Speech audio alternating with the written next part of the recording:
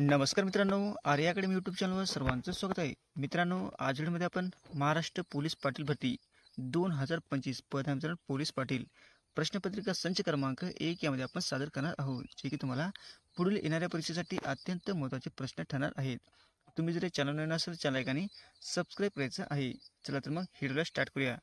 प्रश्न पहिला असा बघा, पोलीस पाटलाची नेमणूक करण्याचे अधिकार कोणास आहेत? पोलीस पाटलाची नेमणूक करण्याचे अधिकार कोणास आहेत? प्रश्न खूप महत्त्वाचा मित्रांनो. ऑप्शन क्रमांक 4 म्हणजे उपजिल्हाधिकारी यांना पोलीस पाटील पद पोलीस पाटील पद हे निर्माण करण्याचा अधिकार हे उपजिल्हाधिकारी यांना आहे. हे आपलं योग्य आन्सर होईल. प्रश्न क्रमांक 2 मित्रांनो, द प्रॉब्लेम ऑफ रुपी हा कोणाचा ग्रंथ आहे? द प्रॉब्लेम ऑफ रुपी हा कोणाचा ग्रंथ आहे? ऑप्शन क्रमांक 1 म्हणजे डॉक्टर बाबासाहेब आंबेडकर यांचा द प्रॉब्लेम ऑफ रुपी त्यांचा ग्रंथ आहे. हे आपलं योग्य आन्सर होईल. प्रश्न क्रमांक 3 मित्रांनो, भिलाई पोलाद कारखाना येथे स्थित आहे. भिलाई पोलाद कारखाना येथे म्हणजे या ठिकाणी स्थित आहे. ऑप्शन क्रमांक 4 म्हणजे छत्तीसगड या ठिकाणी भिलाई पोलाद कारखाना आहे. हे आपलं योग्य आन्सर होईल. प्रश्न क्रमांक 4 मित्रांनो, छत्रपती शिवाजी महाराजांचा राज्याभिषेक कोणत्या साली झालेला आहे? छत्रपती शिवाजी महाराजांचा राज्याभिषेक कोणत्या साली झालेला आहे? प्रश्न खूप महत्त्वाचा विचारला आहे मित्रांनो. ऑप्शन क्रमांक 2 म्हणजे 1674 मध्ये छत्रपती शिवाजी महाराजांचा राज्याभिषेक झालेला आहे. कधी झालेला आहे? 1674 मध्ये. हे आपले योग्य आन्सर होईल. प्रश्न क्रमांक 5 मित्रांनो, मुंबई विद्यापीठाची स्थापना कोणत्या वर्षी झालेली आहे? मुंबई विद्यापीठाची स्थापना ही कोणत्या वर्षी झालेली आहे? ऑप्शन क्रमांक 2 म्हणजे 1857 रोजी मुंबई विद्यापीठाची स्थापना झालेली आहे. हे आपलं योग्य आन्सर होईल. प्रश्न क्रमांक 6 मित्रांनो, महाराष्ट्राचे पहिले मुख्यमंत्री कोण होते? महाराष्ट्राचे पहिले मुख्यमंत्री कोण होते? ऑप्शन क्रमांक 2 म्हणजे यशवंतराव चव्हाण हे महाराष्ट्राचे पहिले मुख्यमंत्री होते. हे आपलं योग्य आन्सर होईल. प्रश्न क्रमांक 7 मित्रांनो, सायमन कमिशन केव्हा भारतात आले होते? बघा, सायमन कमिशन भारतामध्ये केव्हा आले होते? ऑप्शन क्रमांक 2 म्हणजे 1928 रोजी सायमन कमिशन हे मध्ये 1928 मध्ये भारतामध्ये सायमन कमिशन आले होते. कधी आले होते? 1928 मध्ये. हे आपलं योग्य आन्सर होईल. प्रश्न क्रमांक 8 मित्रांनो, रयत शिक्षण संस्थेची स्थापना कोणी केलेली आहे? रयत शिक्षण संस्थेची स्थापना कोणी केलेली आहे? ऑप्शन क्रमांक 1 म्हणजे कर्मवीर भाऊराव पाटील यांनी रयत शिक्षण संस्थेची स्थापना केलेली आहे. कोणी केली आहे? कर्मवीर भाऊराव पाटील. हे आपलं योग्य आन्सर होईल.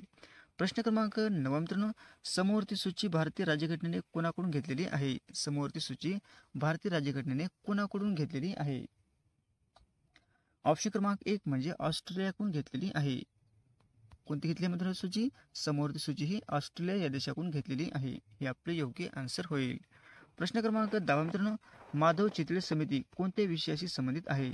माधव चितळे समिती हे कोणत्या विषयी संबंधित आहे? प्रश्न हा पण खूप महत्त्वाचा मित्रांनो.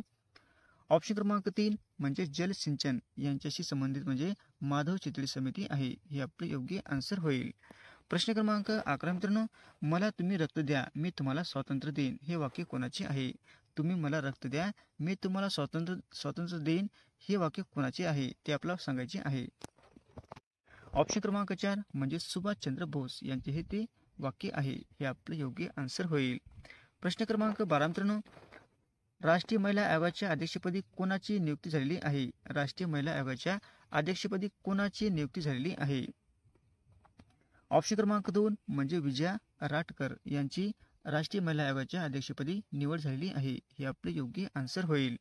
प्रश्न क्रमांक 13 मित्रांनो, पोर्ट ब्लेअरचे नाव बदलून कोणते नाव देण्याची घोषणा केंद्र सरकारने केलेली आहे? पोर्ट ब्लेअरचे नाव बदलून कोणते नाव देण्याची घोषणा केंद्र सरकारने केलेली आहे? ऑप्शन क्रमांक 3 म्हणजे श्री विजयपुरम. हे आपलं योग्य आन्सर होईल. प्रश्न क्रमांक 14 मित्रांनो, व्हॉलीबॉलच्या मैदानामधील जाळीची उंची किती असते? व्हॉलीबॉलच्या मैदानामधील जाळीची उंची ही किती म्हणजे फूट असते? ऑप्शन क्रमांक 3 म्हणजे 7 फूट असते. हे आपलं योग्य आन्सर होईल. प्रश्न क्रमांक 15 मित्रांनो, योजना आयोगाची स्थापना कोणत्या वर्षी झाली होती? योजना आयोगाची स्थापना ही कोणत्या वर्षी झाली होती? ऑप्शन क्रमांक 4 म्हणजे 15 मार्च 1950 रोजी योजना आयोगाची स्थापना झाली होती. हे आपले योग्य आन्सर होईल. प्रश्न क्रमांक 16 मित्रांनो, खालपैकी कोणता रंग अधिक उष्णता आकर्षित करतो? खालपैकी कोणता रंग अधिक उष्णता आकर्षित करत असतो? ऑप्शन क्रमांक 3 म्हणजे काळा रंग हे सर्वात जास्त उष्णता आकर्षित करत असतो. हे आपलं योग्य आन्सर होईल. प्रश्न क्रमांक 17 मित्रांनो, एक शिंगी गेंडा कोणत्या राज्यामध्ये आढळतो? एक शिंगी गेंडा हे कोणत्या राज्यामध्ये आढळत असतो? ऑप्शन क्रमांक 1 म्हणजे आसाम राज्यामध्ये आढळत असतो. हे आपले योग्य आन्सर होईल. प्रश्न क्रमांक 18 मित्रांनो, जगप्रसिद्ध चुंबकीय वेधशाळा रायगड जिल्ह्यामध्ये कोठे आहे? जगप्रसिद्ध चुंबकीय वेधशाळा रायगड जिल्ह्यामध्ये कोणत्या ठिकाणी आहे? ऑप्शन क्रमांक 1 म्हणजे अलिबाग या ठिकाणी आहे. हे आपले योग्य आन्सर होईल. प्रश्न क्रमांक 19 मित्रांनो, भगवद्गीता कोणत्या काव्यावर आधारित आहे? भगवद्गीता हे कोणत्या काव्यावर आधारित आहे? ऑप्शन क्रमांक 1 म्हणजे महाभारत यांच्या काव्यावर आधारित आहे. हे आपले योग्य आन्सर होईल. प्रश्न क्रमांक 20 मित्रांनो, खालपैकी तापी नदीचे उगमस्थान कोणते आहे? खालपैकी तापी नदीचे उगमस्थान कोणते आहे? ऑप्शन क्रमांक 1 म्हणजे बैतूल मुलताई या ठिकाणापासून तापी नदीचे उगमस्थान आहे. हे आपले योग्य आन्सर होईल. प्रश्न क्रमांक 21 मित्रांनो, मध्य प्रदेशातील आदिवासींचा जिल्हा कोणता आहे? मध्य प्रदेशातील आदिवासींचा जिल्हा कोणता आहे? ऑप्शन क्रमांक 2 म्हणजे बैतूल. बैतूल काय मित्रांनो?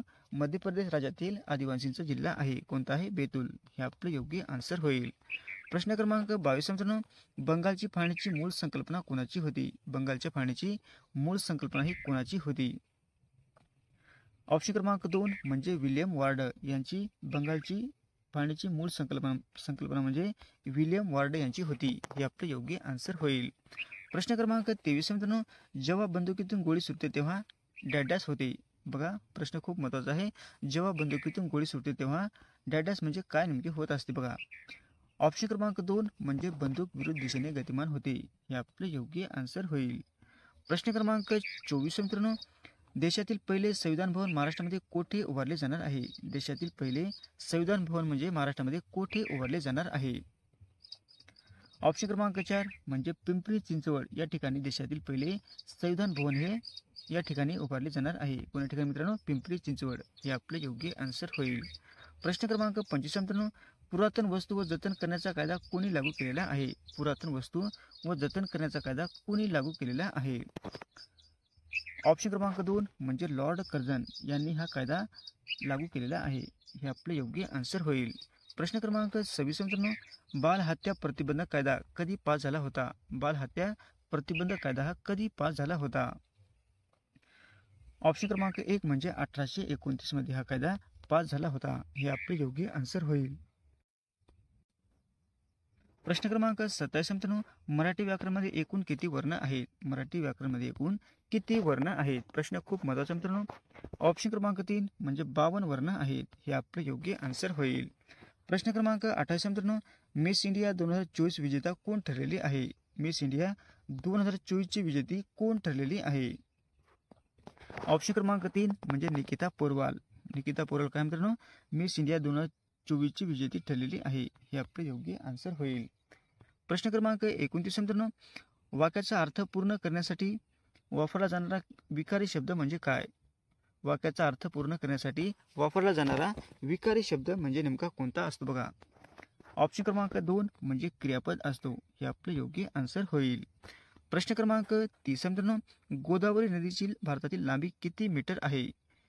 गोदावरी नदीची भारतातील लांबी ही किती किलोमीटर आहे? हा प्रश्न खूप महत्त्वाचा आहे.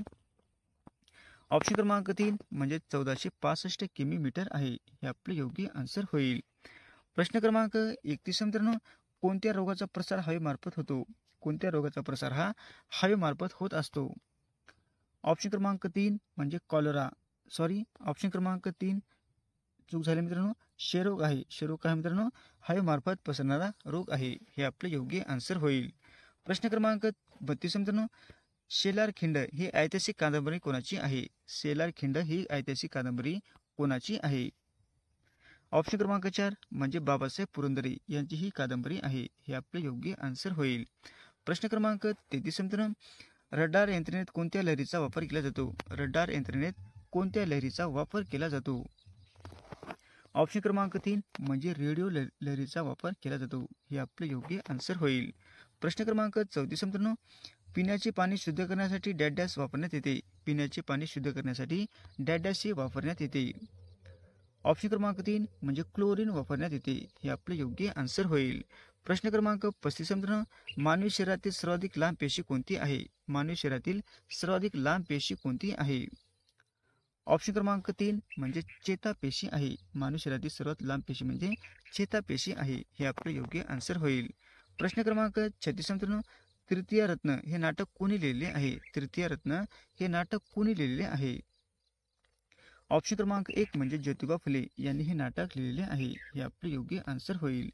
प्रश्न क्रमांक 37 मित्रांनो, कोणत्या रक्तगटाच्या व्यक्तीस सर्वयोग्य रक्तदाता म्हणतात? कोणत्या रक्तगटाच्या व्यक्तीस सर्वयोग्य रक्तदाता असे म्हटले जाते? ऑप्शन क्रमांक 4 म्हणजे ओ. हे आपले योग्य आन्सर होईल. प्रश्न क्रमांक 38 मित्रांनो, रवींद्रनाथ टागोरने नव्या युगाचे अग्रेसर कोणाला म्हटलेले आहे? रवींद्रनाथ टागोरने नव्या युगाचे अग्रेसर असे कोणाला म्हटलेले आहे? ऑप्शन क्रमांक 2 म्हणजे राजा राम मोहन राय यांना नव्या युगाचे अग्रेसर असे रवींद्रनाथ टागोरने म्हटलेले आहे. हे ऑप्शन क्रमांक 2 आपलं योग्य आन्सर होईल. प्रश्न क्रमांक 39 मित्रांनो, इंदोर येथील होळकर घराण्याचे संस्थापक कोण होते? इंदोर येथील होळकर घराण्याचे संस्थापक कोण होते? ऑप्शन क्रमांक 1 म्हणजे मल्हारराव. हे कळा मित्रांनो, इंदोर येथील होळकर घराण्याचे ते संस्थापक होते. हे आपलं योग्य आन्सर होईल. प्रश्न क्रमांक 40 मित्रांनो, चौरी चौरा येथील हिंसाचाराची घटना कधी घडलेली आहे? चौरी चौरा येथील हिंसाचाराची घटना ही कधी घडलेली आहे? ऑप्शन क्रमांक 3 म्हणजे 1922 रोजी ही चौरा चोरी घटना हिंसाचाराशी 1922 रोजी घडलेली आहे. हे आपले योग्य आन्सर होईल. अशा वेळी मित्रांनो 40 प्रश्न अत्यंत महत्त्वाचे वारंवार परीक्षेला विचारले जाणारे. तुम्हाला जर व्हिडिओ आवडल्यास लाईक आणि चॅनलला सबस्क्राईब करायचं आहे. भेटत पुढच्या व्हिडिओमध्ये. धन्यवाद.